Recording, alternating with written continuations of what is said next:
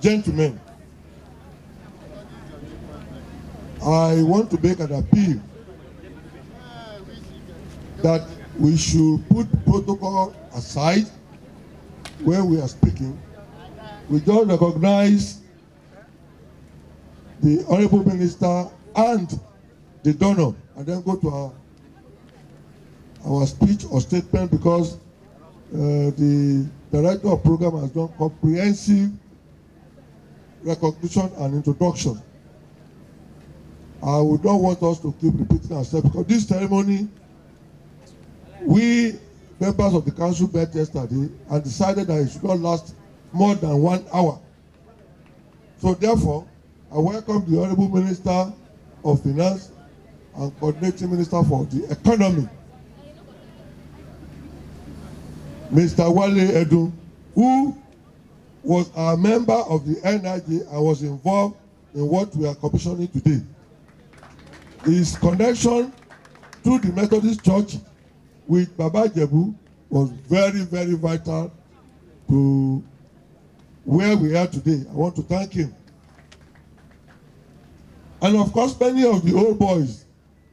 Adetiba was a foundation member of this institution. I see him. I want all the old members to please get up who are here today to be recognized. All students of the, you can see them, veterans of the profession. They are all here. I welcome you. Now, we are here today not to commission this thing, but to celebrate a great Nigerian. Sir Kensington Adebutu. I say this because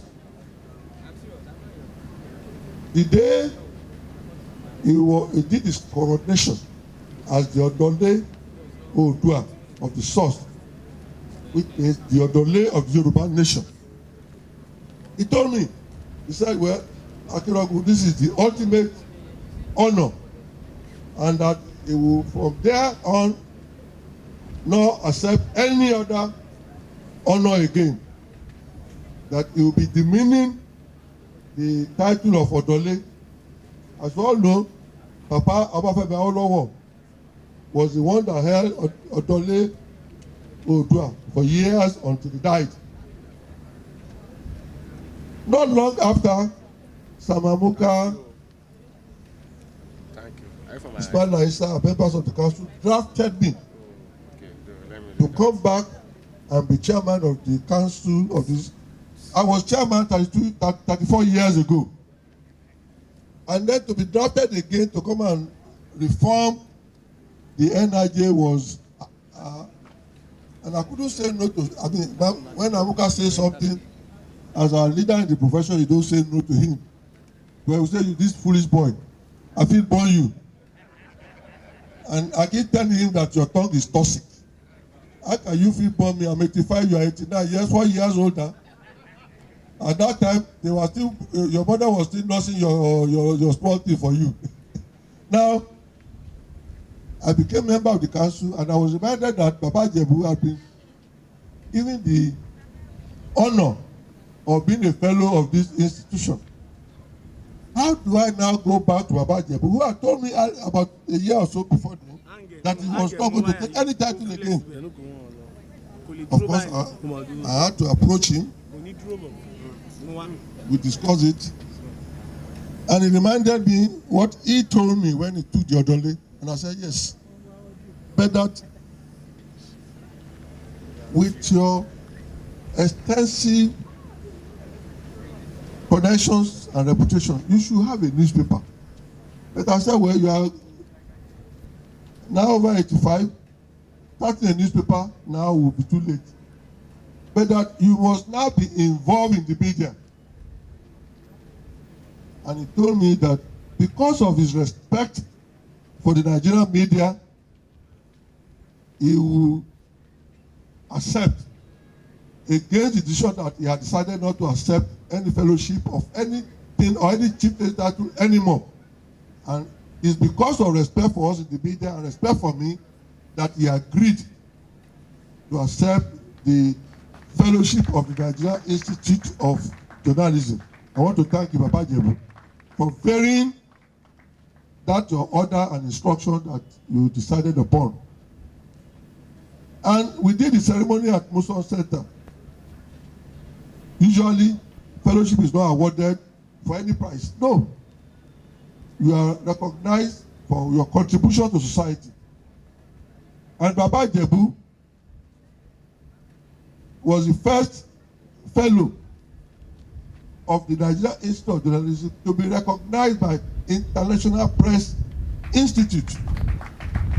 The IPI, the body for all publishers and editors all over the world, wrote to recognize the honor that we were conveying on Baba Ijebu Day.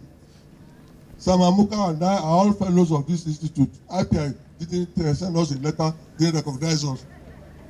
And since then, Baba Ijebu raised the bar. We have never been able to find anybody that will come near Baba Ijebu to be given the fellowship again. But after the fellowship, he now promised that he will do something for us. When I then went back to see him, he said, I should go and decide what we wanted. I said, no, Baba Ijebu, you are the one to tell us. I don't know your pocket. He said, don't mind. And so we decided to have this center.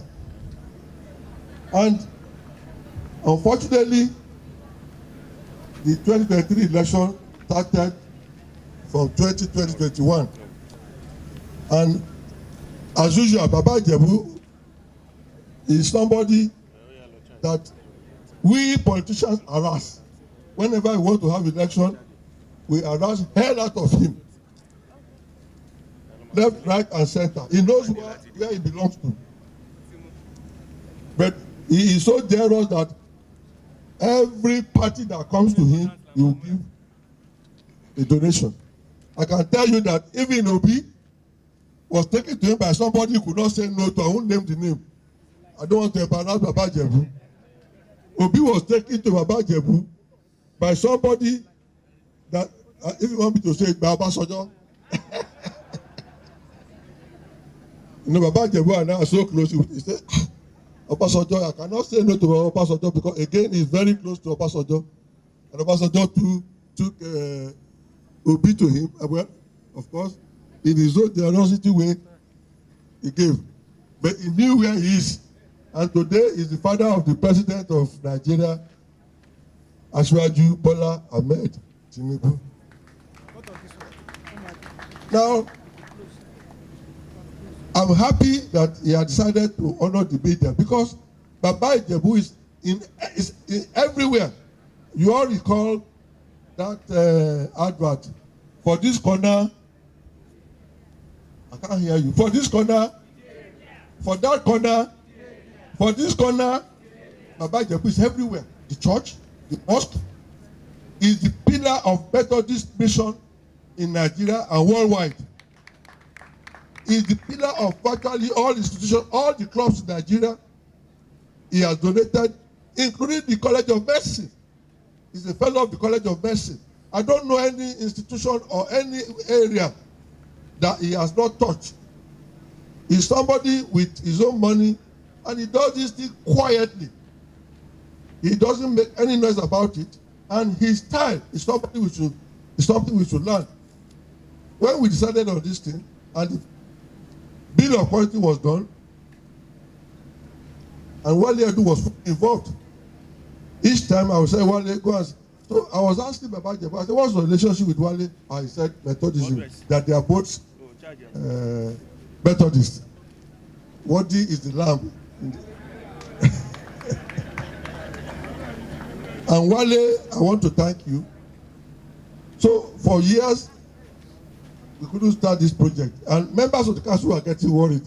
And I was laughing. I said, don't worry, Baba Ijebu is a man of his own word. You can trust him.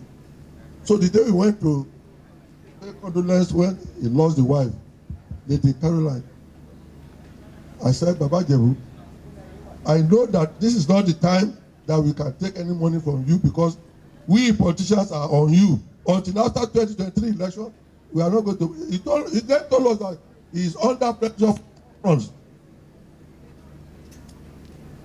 And so, after the elections, he called us and said, well, he's ready. Where is the bill of quantity? We did everything. And he decided that he will pay 90% of the cost of the construction of this building. 90%. I said, why? He said, well, he doesn't want any variation. He doesn't want any fluctuation in the currency. He's a good businessman. He look ahead. At that time, maybe Naira to dollar was about 1,000. You can imagine now 1,700. Now, the contractor is here. Can you stand up to be recognized? That's a young contractor. He was paid 90%. And as a responsible contractor, he didn't go and use the money to bury the mother or do bad day for the mother, do bad day for the father, or take another wife. He invested in buying everything in advance. The roof, the block, the cement, the tiles, sanitary wares, the iron rods, everything. So today, we are celebrating, that's why I said we are celebrating a great Nigerian, a philanthropist of the first order, a man of honor, a man of integrity, a man of his word, a man who does his civic responsibility. His tax to Lagos State is in billions. I don't think there's anyone where Baba Ijebu pay less than 1.5 billion to Lagos State a month, in a month as tax. So you can imagine when you multiply that by 12 to know what Baba Ijebu is doing to our economy. Those of all of you living in Lagos, I want to thank you, sir. We have had the rehearsal of your Nigerian birthday last week. It was 89 last week, October 24. And I told him, well, this birthday today is a rehearsal for your Nigerian birthday, October 24 next year. Samamuka came to my house one day and said, he told my wife, he said, he's going to die when he's 90. So my wife said, Sam, what do you say, 90? 3 years to go? He said, yes. And my wife said, why do you want to die at 90? He said, because his iniquities are too many. And God will take him at 90. So my wife said, oh, if that is the case, all your goodness and everything that you have done is so much, God will weigh that one as against your iniquity, and your goodness will be so high, and iniquity will be nothing. And so I told my wife, I said, don't mind him. The mother lived to 107. I said, I don't want you to break the mother's record. When it's 106, I'm the one that will test him. I thought he will go first. When it's 106, I will send him away. Baba Ijebu, you are going to be 90 next year. By the grace of God, you'll be 95. We will all be there. You'll be 100 by the grace of God in good health. So, ladies and gentlemen, I have to give all this background story for you to know how we arrived where we are today. So once again, I thank all of you, and I extend my gratitude to Baba Ijebu. The governor of Lagos State was supposed to be here. He told me last week he will be here, but unfortunately, he's hosting the governor of whose mother died. And that's why he's not here now.